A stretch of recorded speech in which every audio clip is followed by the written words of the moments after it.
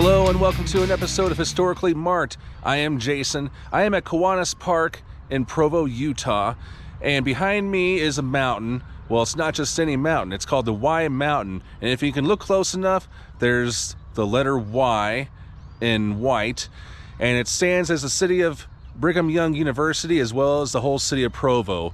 Like, even if you're on the west side of the big city of Provo, Utah, you can see it. So I'm going to go ahead and take you to the Y Trailhead, which is not too far from here, but of course that means I have to go up and tell you some more history about it. So the whole thing started out as a joke, well, more like a prank, but it evolved into something great for this community as well as the university, and there's a marker up there. I'll just go ahead and tell you all about it by the time I get up there, so here we go. And so this is the parking lot where you got to go. You got to go up a lot of steep grades, crisscross turns. And as you can see, the parking lot is nearly full. But a lot of people, I mean, it's a really nice crisp morning in the mountains and people definitely want to hike. And they do have the restrooms. And here is a marker, which I'm going to go ahead and read. I know this marker is very lengthy, but I'm going to go ahead and read most of it. In 1906, the junior class of 1907 at BYU whitewashed their graduating year on the mountain east of campus. When other students saw these numbers on the mountain, a massive invasion by the senior class against the offenders began. The 1907 date on the mountain held out as long as it could, but was finally obliterated.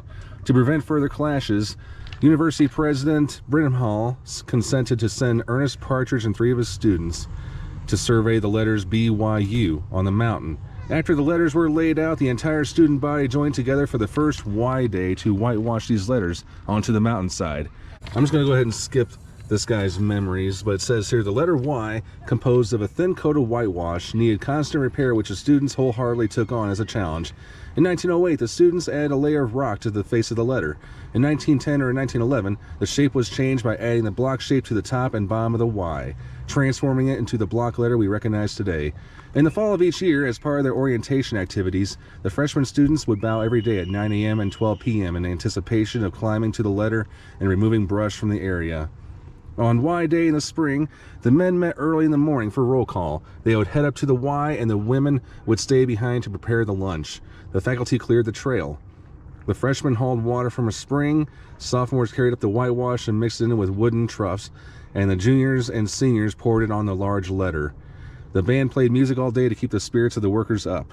The job required a minimum of 500 pounds of salt, 110 bags of lime, and 3,000 gallons of water. Yeah, people do take their kids here. This tradition continued until 1972, when the university began using heavy equipment to carry the whitewash up the mountain. This change was made to reduce the environment impact on the mountain caused by the yearly bucket brigade. 1978, the face of the Y was coated with gunite, a mixture of sand and cement. I'm going to go ahead and skip down to 1923. The Y letter was lit for the first time in order to burn back the vegetation which had overgrown the area. It was originally lit using cotton bales or mattress stuffing dipped in pitch. It was later illuminated by 25-watt light bulbs on a portable cord powered by a generator. In 2016, the property not already owned by BYU but associated with the Y and its access trail was purchased by the university from the federal government. Permanent power, lighting, and trail improvements were added, which include over 1 mile, and lighting the Y now happens electronically from campus. The restoration and lighting project took over 4 months to complete and was possible due to the dedication and hard work of hundreds of university employees. So, finally, what a sight to see. The majestic Y greets all who arrive in Utah Valley and metaphorically gives light to all the world. Although the Y is only lit on special occasions, it has special meaning for new students who, upon entering Brigham Young University, had the letter lit especially for them. So, and this was a gift from the students of Brigham Young University.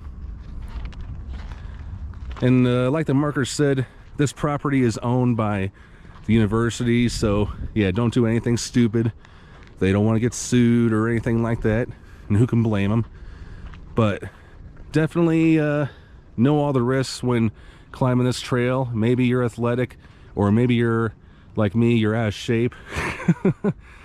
Although I am trying some hikes later in this trip, but yes, again, that is the Y, and I know it's kind of poorly seen, but of course when you get down there, you can definitely get a better view of the Y. But maybe next time I'm in Provo, but I definitely want to get back in shape, eat more fruits and veggies. And it looks like it's closed off, but anybody could of course walk through there. I mean, I've already seen at least a dozen people the whole time in this parking lot, you know, hop on that trail. So here's the start of the trail, and here's the map. It tells you the distance and how many turns you'll be making till you get to that Y. So I'm definitely not planning on doing it today. And then of course there's the cautionary rules. It is steep and can be slippery. Extreme weather and falling rocks are always a possibility. Stay on the trail and stay off the Y. You are responsible for your safety and your children. And no pets allowed. And of course, no fires, no alcoholic beverages either. And yeah, definitely you do not want to fire on the mountain because, yeah, like that Grateful Dead song. But also clean up after your pet. And they're even nice enough to even have a bike pump here too. How about that? And stuff to place your bikes. However, biking is not encouraged, and there is the sign that says no biking whenever you're going up there. So how long does it normally take to get up from here to that Y? Well, it depends on your pace. I mean, if you're going to go slow, I mean, it just depends. Or if you're going on your average basic hike, then it's going to be probably an hour, because usually it takes me, you know, 20 minutes to walk a mile. But again, you're going up steep grades, you're going like turns, and so it's a mile all the way from here to that Y. So little tips and information there for you.